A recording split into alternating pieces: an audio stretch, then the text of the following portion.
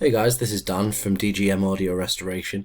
Today I've got a copy of John Lennon's Working Class Hero. It's pumped into Isotope RX8 Advance. I just want to show you some of the problems that can come with importing vinyl. Obviously we've tried to digitize. This is originally from a 45, published after the 1955 RAIC cut-off period. So we know that it's been imported with the correct preamp. However, still, you can see some clear problems in the top end of the left and right channel. Obviously, you can see some black compression leading along the top of both of the channels, but with some very clear loud noise still appearing within the compression, as you can see here and here. As these continue into the spectrogram, it's pretty clear that these are probably crackle noises that weren't intended to be on the original recording. Maybe dust, it could be a broken pin.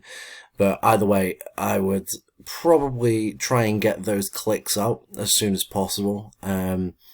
Furthermore, I would try and decrackle some of this vinyl noise, which would be a good start at getting this sounding normal again. Unfortunately, I can't show you what it sounds like for copyright reasons, but I can tell you that it does sound incredibly bad. It's been transferred right, but it's just been overly played, this copy.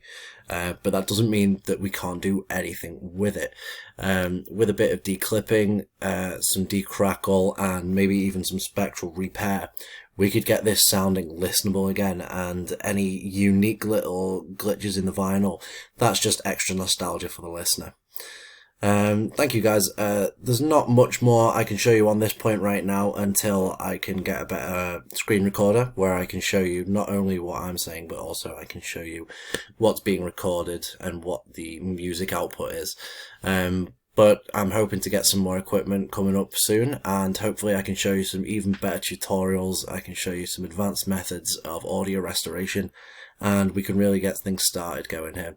Thank you guys. I've been Dan from DGM Audio Restoration, and I hope you have a brilliant day.